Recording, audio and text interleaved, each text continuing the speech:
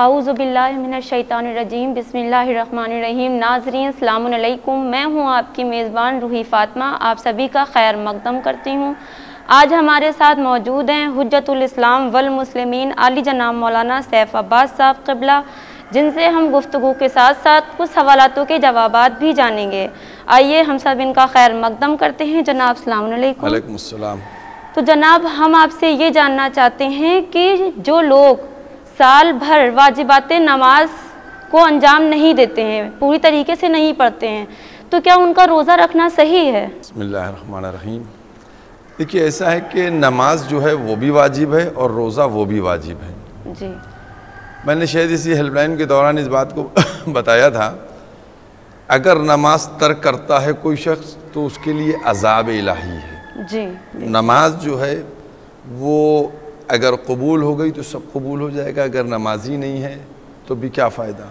جی، حتیٰ اگر کوئی انسان روزہ رکھے صبح سے لے کے رات تک جی، اور نماز نہ پڑھے تو وہ یہ کہہ تو سکتا ہے کہ میں نے روزہ رکھا، لیکن حقیقت میں واقع کے مطابق یہ روزہ ہوگا یا نہیں ہوگا یہ خداوند عالم بہتر جانتا ہے، کیونکہ اس میں اطاعت ہے ہی نہیں۔ جی، روزہ آپ نے رکھ لیا، نماز آپ نے نہیں پڑھی، نہ صبح کی نہ ظہر کی، اس طریقے سے تو میں یہ سمجھتا ہوں کہ نماز جو نہیں پڑھتا ہے وہ اس کا مجرم ہے، اس کو سزا ملے گی۔ اور اگر کوئی روزہ رکھتا ہے تو جو پروردگار عالم اس سزا کے ساتھ اس کی جزا دے گا، رحمان ہے، کریم ہے۔ اور اسی کے ساتھ ایک بات اور بتاتا چلوں، اکثر ہمارے مومنین، دیکھیے بہت سی چیزیں ہمارے مومنین ناظرین خاص اس طرح متوجہ ہوں، بے توجہی کا شکار ہو کر انجام دے دیتے ہیں۔ مثلا انہوں نے سحری کھائی اور لیٹ کے سو گئے، اب صبح کی نماز قضا ہو گئی، سمجھ گئے؟ اب اس کے بعد وہ پوچھ رہے صبح کی نماز قضا ہو گئی، تو بہتر یہ ہے کہ روزے پہ اثر نہیں پڑے گا، روزہ ہوگا، ٹھیک ہے، روزہ ہوگا، لیکن جو اس کے اندر آپ کی طرف سے ڈسٹربنس ہو رہا ہے، جو واجبات کو ترک کیا جا رہا ہے، اس کا گناہ بھی ہوگا۔ روزے کی آپ حقیقت کو پہلے ذرا سا سمجھنے کی کوشش کیجئے۔ پروردگار عالم نے جو ہم کو 15 گھنٹے اور 16 گھنٹے اور 17 گھنٹے کسی سال بھوکا رکھا، پیاسا رکھا، اس کا ریزن کیا ہے؟ اس کا ریزن کیا ہے؟ اس ریزن کو جاننے کی ضرورت ہے۔ آپ بتائیے، پروردگار عالم جو ہے وہ اپنے بندوں کو بھوکا رکھے، پیاسا رکھے، اس سے اس کی بزرگی میں اضافہ ہوتا ہے یا خوش ہوتا ہے؟ یا پروردگار عالم اپنے بندوں کو خوش رکھے اور اچھے سے اچھا کھلائے، اس میں پروردگار عالم؟ تو اس میں آپ دیکھیے خالق کائنات نے جو روزہ ہم سے رکھوایا ہے یہ ہمارے جسم کے لیے اور ہماری روح کی صحت کے لیے روزہ رکھوایا ہے، جسم کی اور روح کی۔ اب جسم کی صحت کیا ہے؟ باقاعدہ روایات میں اس بات کا خلاصہ کیا گیا ہے اور بیان کیا گیا ہے۔ دیکھیے ایک ایک چیز کو سمجھنے کی ضرورت ہے۔ جی بالکل، کہ فوڈ پوائزن کیا چیز ہے؟ فوڈ پوائزن کس کو کہتے ہیں؟ زہریلا کھانا۔ کون زہریلا کھانا کھاتا ہے؟ کوئی نہیں کھاتا، لیکن کیا ہوتا ہے؟ گرم ٹھنڈا ہو گیا، کیا ہوتا ہے؟ انسان لاپرواہی کے سبب کوئی چیز اس نے کھائی، اس کے بعد دوسری چیز وہ بھی کھانے کی تھی وہ کھا لی، لیکن حقیقت میں یہ دونوں ایک دوسرے کے اپوزٹ ہیں۔ جب دونوں ایک دوسرے کے اپوزٹ حقیقت میں ہوتے ہیں تو یہیں سے یہ فوڈ پوائزننگ، گرم ٹھنڈا ایک دوسرے کے اپوزٹ ہے۔ گرم ٹھنڈا ہو گیا، کیا مطلب؟ آپ نے ٹھنڈا پانی پیا، گرم پیا، ٹھنڈی کوئی چیز لی، گرم کوئی چیز لی، یہ دوسرے طبیعت خراب ہو جاتی ہے۔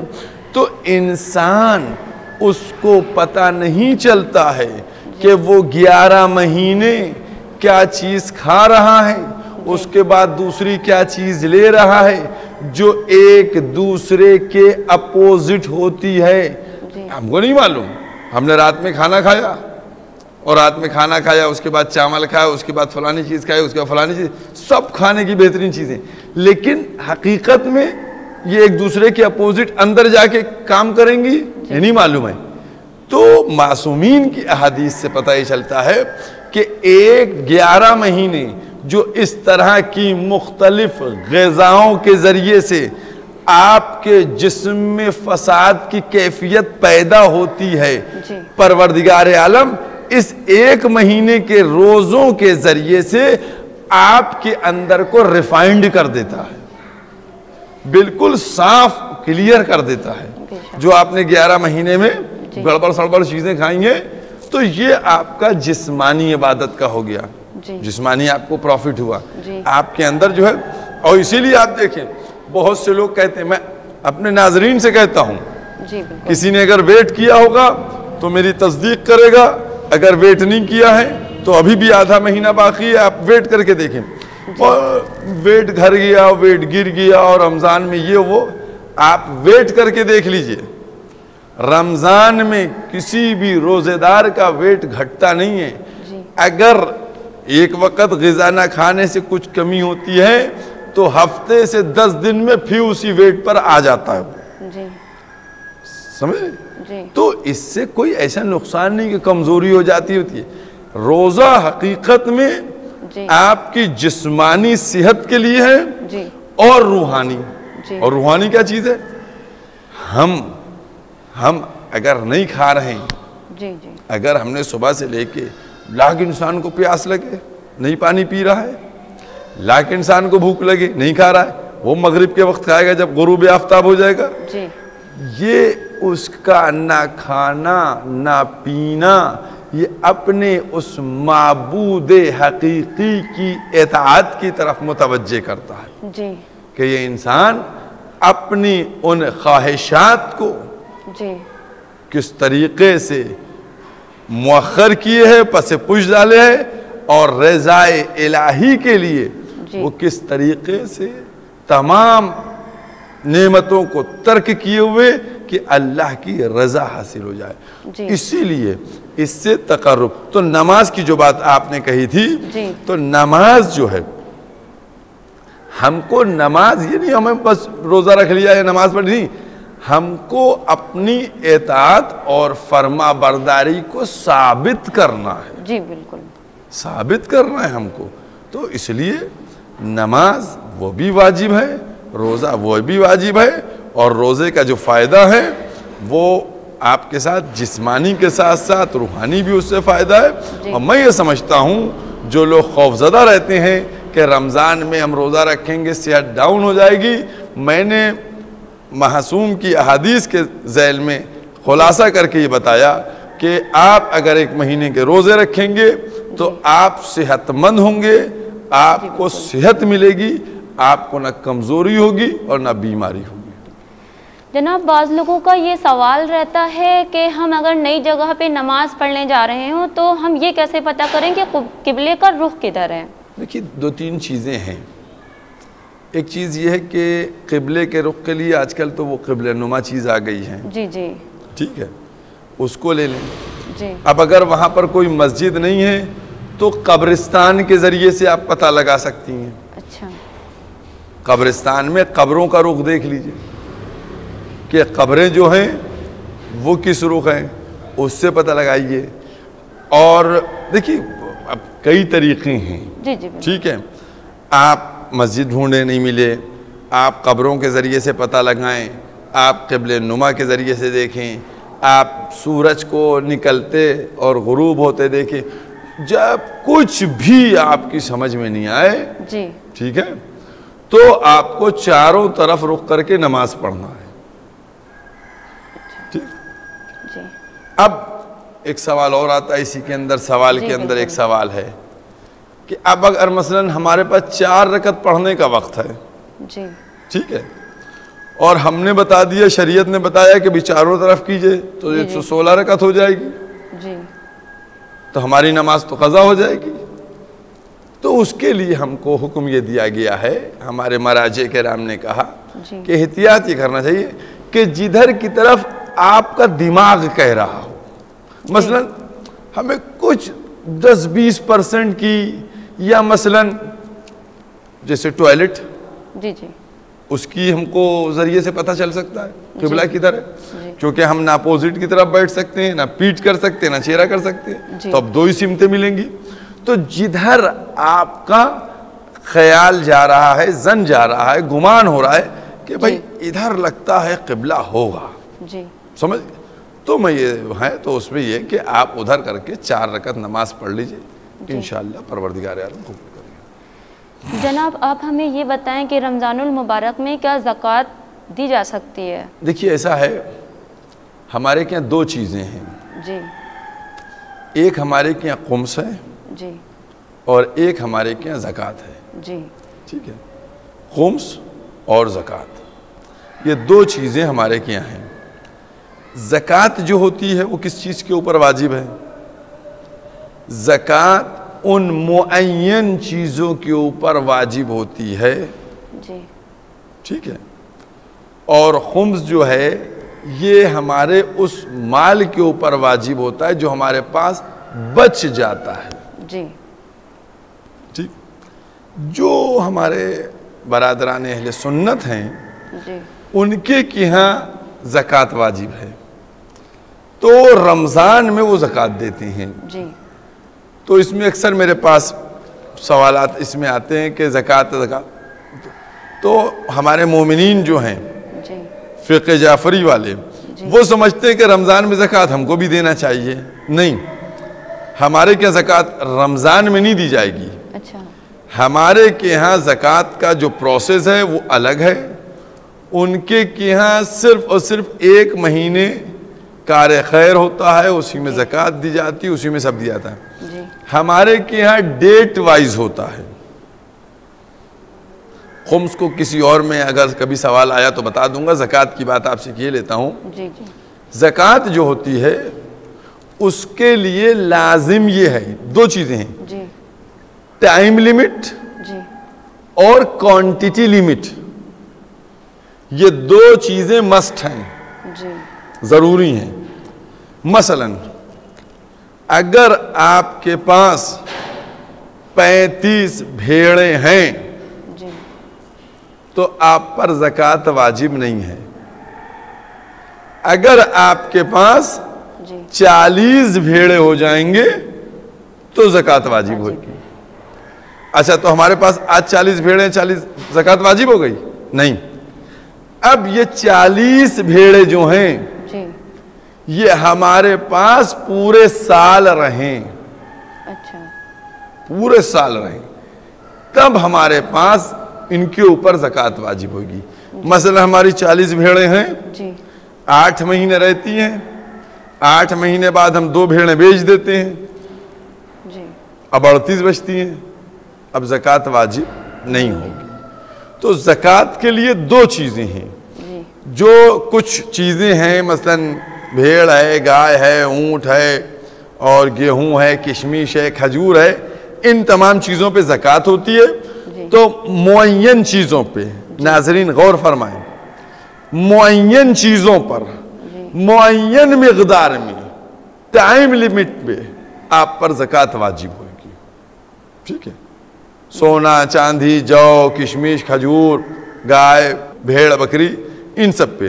تو ایک تو آپ کے پاس یہ آئٹم کہ یہ آئٹم ہونا چاہیے, دوسری کوانٹٹی ان کی ہونا چاہیے, تیسرے ان کے لیے سال بھر رہنا آپ کے پاس ہونا چاہیے. یا بعض یوں کہا جائے کہ یہ 12 چاند دیکھیں. 12 چاند مطلب محرم, صفر, ربیع الاول, ربیع الثانی, جمادی الاول, جمادی الثانی, رجب, شب برات, رمضان, عید, خالی, بقرعید. بس جب بقرعید کا چاند دیکھ لیا تو اب ان پر زکوٰۃ واجب ہو جائے گی. ٹھیک ہے, تو 12 چاند جب دیکھ لیں گے, سال بھر ہو جائے گا, تو ان کے اوپر زکوٰۃ واجب ہوگی. تو لمیٹڈ ہونا چاہیے کوانٹٹی جو ہے اس کو, اور اس کے بعد ان چیزوں کے لیے جو چیزیں بیان کی گئی ہیں, اور اس کے بعد ٹائم ان کے لیے. تینوں چیزیں ضروری ہیں.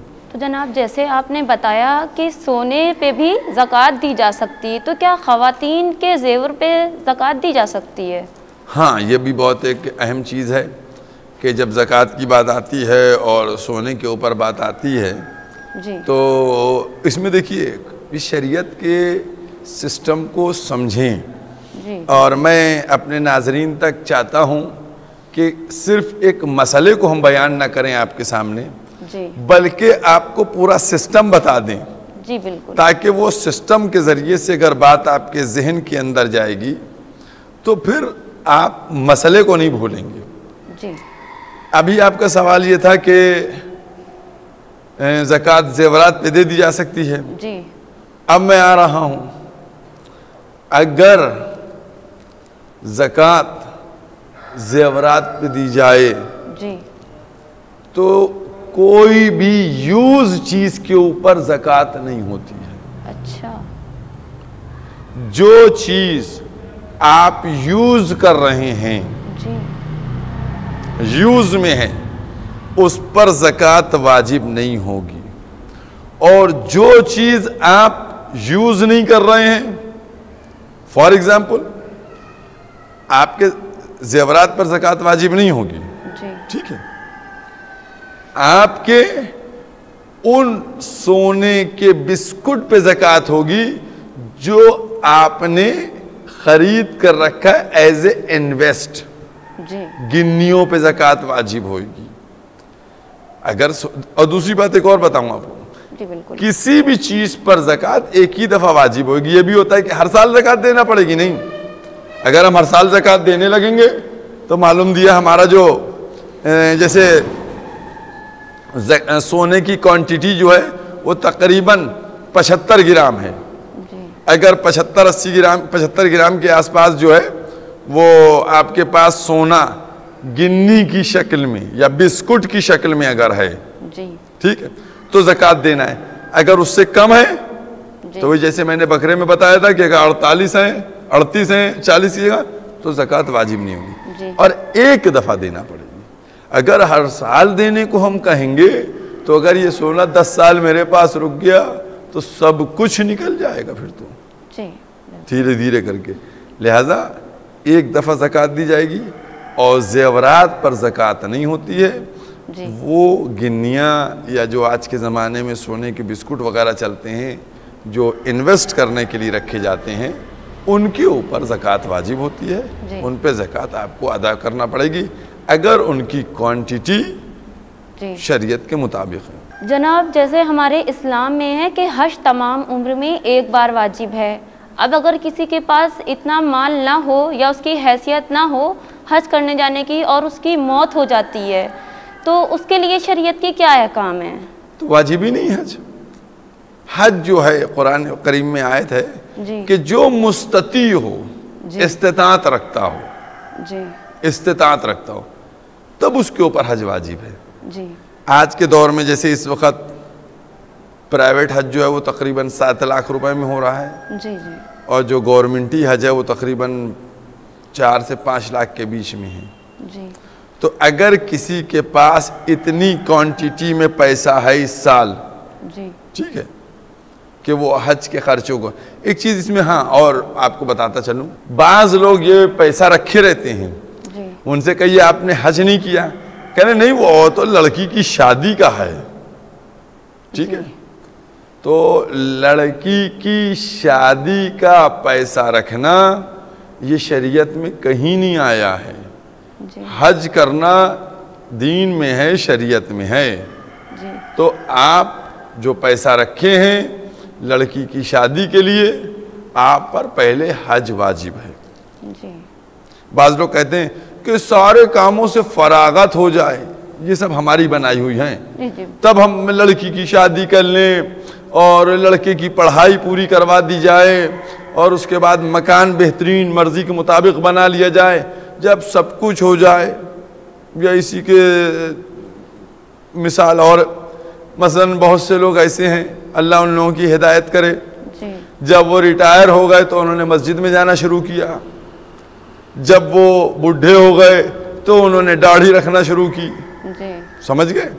تو اتنا آپ کو بتا دوں کہ شریعت جو ہے وہ آپ کے جس سن پر واجب ہو جاتے ہیں اعمال اس میں آپ کو کرنا ہے. میں نے آپ سے ایک دن پہلے کہا تھا کہ آپ کی مرضی کے مطابق شریعت نہیں چلے گی, آپ کو شریعت کی مرضی کی شریعت کے حساب سے چلنا پڑے گا. جی بالکل, آپ کو شریعت کو فالو کرنا ہے, شریعت آپ کو فالو نہیں کرے گی. اب ہم ریٹائر ہو گئے ہیں, لہذا آپ ٹوپی اوپی لگا کے کرتا پاجامہ پہن کے مسجد میں جائیں.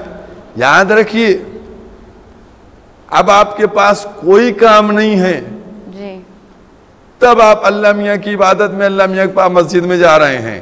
خالق جانتا ہے, خالق چاہتا یہ ہے کہ ہم اس وقت تم کو اپنے پاس دیکھیں کہ جب تمہارے پاس دوسرے کاموں اور ان کاموں کو تم مؤخر کرو, اور عبادت الہی مسجد میں جانا, نماز, ان کو مقدم کر کے ان کو امپورٹنس دو. یہ قابل قبول ہوگا. یہ قابل قبول نہیں کہ آج ہماری مرضی ہے, بیزی ہیں ہم, آج ہم نے نماز نہیں پڑھی, بیزی تھے ہم, دھندا کر رہے تھے, کاروبار کر رہے تھے, کل ہمارا کاروبار بند رہے گا. پروردگار عالم آپ کی عبادت کو صرف نماز پڑھنے کو نہیں دیکھتا ہے, بلکہ نماز کے اندر. اچھا ایک بات بتائیے آپ بہت غور کر کے, میں ناظرین سے بھی سوال کر رہا ہوں, آپ سے بھی. میں نماز پڑھتا ہوں مغرب کی, میں نماز پڑھتا ہوں ظہر کی. ارے بھیا جب ہم صبح 5 بجے جاڑے میں بستر سے نکل کے آ کے وضو کر کے کھڑے ہوئے مصلی پہ, تو آٹومیٹک ہم صبح کی نماز ہی پڑھنے کے لیے آئے. جی بالکل, کوئی اور کام کے لیے تو نہیں آئے کہ ہم صبح آئے ہیں نکل کے ٹھنڈک میں بستر سے, اور ہم مغرب کی نماز پڑھنے کے لیے آئے صبح کی. تو جب ہم آٹومیٹک سب جانتے ہیں کہ یہ صبح کی نماز کرائیں, تو نیت کا مطلب کیا ہے؟ ہم نیت کریں گے, نیت ہے. یہ نیت اسی لیے ہے, جو مسائل ہیں ان کو غور کریں. پروردگار عالم نیت کا اسی لیے ہے کہ جب نیت کرو گے نا تو تمہاری نیت میں خلوص ہو, اور تمہارا رابطہ مصلی پر آنے کے بعد نیت کے ساتھ ڈائریکٹ اللہ سے جڑ جائے کہ اب تم اگر تکبیر کہو تو اس کے معنی تمہارے ذہن میں ہو کہ وہ اللہ کہ جس کی ذات بزرگ ہے, برتر ہے, بڑا ہے. پھر اس کے بعد ایک ایک لفظ تمہاری زبان پہ آتا رہے, اور اس کا مفہوم تمہارے ذہن میں گردش کرتا رہے, اور تم بارگاہ الہی میں نزدیک تر ہوتے ہو چلے جاؤ. اس لیے تو میں یہ سمجھتا ہوں کہ ہمیں اس طریقے سے اپنے امور کو انجام دینا چاہیے کہ جو ہم عمل کریں, جو ہم کام کریں, وہ ہمارے لیے بہتر سے بہتر ہو. جناب آپ ہمیں یہ تفصیل سے بتائیں کہ اسلام میں عورتوں کی آواز گھر سے باہر نکلنا صحیح نہیں مانا جاتا ہے, ٹھیک نہیں مانا جاتا ہے, تو کیا وہ قرآن مجید کی تلاوت بلند آواز میں کر سکتی ہیں؟ اور بلند آواز سے تلاوت کرنا رمضان المبارک میں کتنا ثواب ہے اس کا؟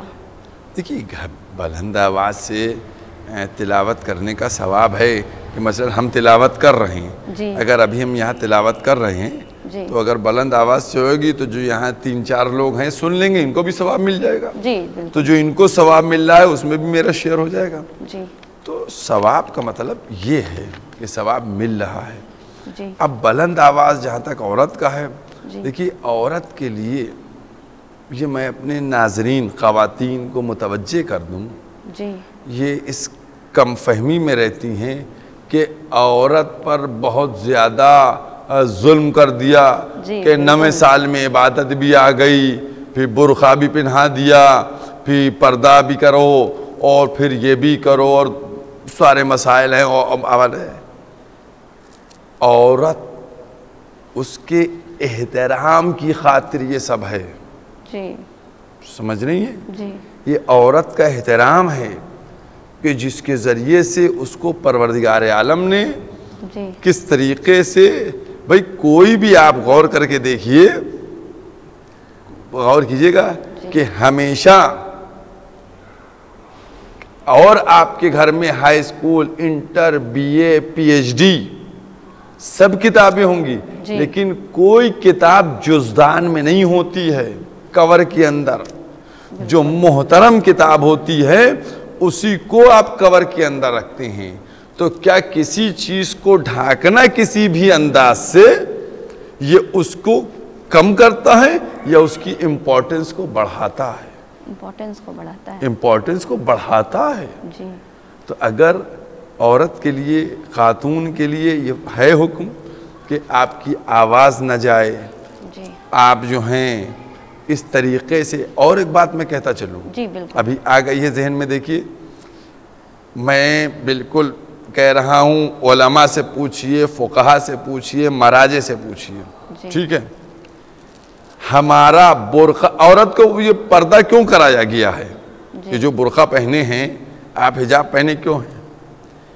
اس کے لیے سسٹم یہ ہے جو شریعت میں ہے کہ جسم کا جو ہمارے خد و خال ہیں، ڈھلان ہے، یہ واضح نہ ہو، یہ چھپا رہے. جی جی بالکل سمجھ گئے؟ تو اگر کوئی عورت، اب میں یہ عام فہم لفظ استعمال کر رہا ہوں، بہت سی عورتوں کو دیکھا ہے کہ ان کے برقعے جو ہوتے ہیں وہ ایک دم ٹائٹ ہوتے ہیں. جی جی. جس کو کہیے جیسے جینس چلتی ہے اسکن ٹائٹ، اس طریقے کے. اس طرح کا حجاب و برقع وہ صحیح نہیں ہے، جس سے آپ کے اندر کے اعضاء دکھائی دے رہے ہیں، یہ صحیح نہیں ہے. آپ کے جو برقعے کا انداز ہونا چاہیے وہ لوز ہونا چاہیے تاکہ آپ کا جسم باہر کوئی نامحرم نہیں دیکھ سکے. بے شک. سمجھ گئے؟ یہ پردے کا خیال ہے. یہ عورت کی سیکیورٹی، عورت کا احترام، عورت کی حفاظت کے لیے یہ سب کیا گیا پروردگار کی طرف سے.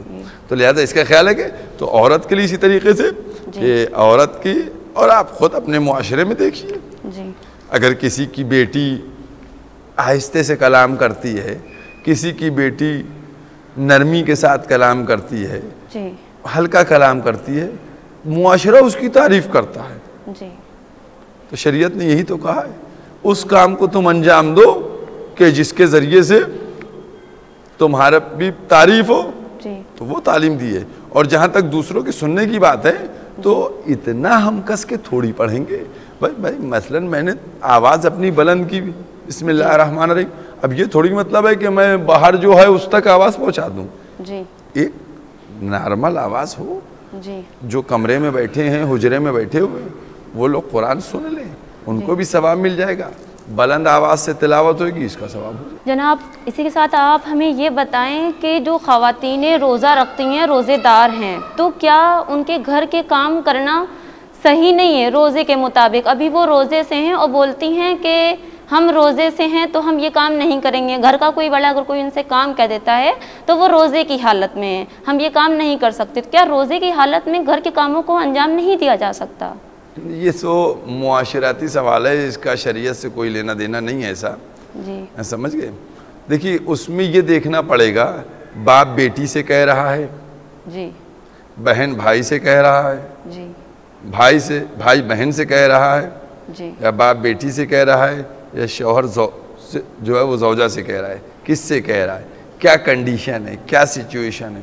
اگر فقط مثلا زوجہ یہ کہہ سکتی ہے کہ میں روزے کی حالت میں ہوں، ایسا ہے کہ ہم افطاری نہیں بنائیں گے، جائیے افطاری لے کے آئیے، ٹھیک ہے، تو بالکل شوہر آ کے لے کے آئے، وہ افطاری وہ نہیں بناتی ہے کیونکہ آپ زبردستی نہیں کر سکتی ہیں. اور اس وقت ہے. لیکن میں یہ سمجھتا ہوں کہ اس طرح کی چیزیں جو ہیں یہ انڈرسٹینڈنگ کے اوپر ہوتی ہیں، ٹھیک ہے. اس میں وہی بہتری ہوتی ہے کہ مثلا اب دیکھیے اسی کے بنسبت بہت سی خواتین جو ہیں وہ گھر میں اپنے بچوں کی افطاری نہیں بلکہ پورے مسجد والوں کی افطاری بیٹھ کے بنا دیتی ہیں. جی جی بالکل ٹھیک ہے. تو اس کے لیے انڈرسٹینڈنگ ہونا چاہیے، اور جو حکم دینے والا ہے اس کو دیکھنا پڑے گا کہ آیا اس کا حکم اس مسئلے میں واجب قرار دیا گیا ہے یا نہیں؟ جی سمجھ، تو یہ چیزیں جو ہے دیکھنا پڑیں گی۔ میں سمجھتا ہوں کہ اس طریقے سے مطلب ہاں اگر کوئی کسی کو خستہ حل کیے دیتا ہے، جی جی ہم کہیں کہ نہیں آپ کو 100 لوگوں کی افطاری بنانا ہے، یہ چیز غلط۔ بالکل وہ منع کر دیں میری شریک حیات کہ ہم نہیں بنائیں گے، ہم کچھ نہیں کر سکتے۔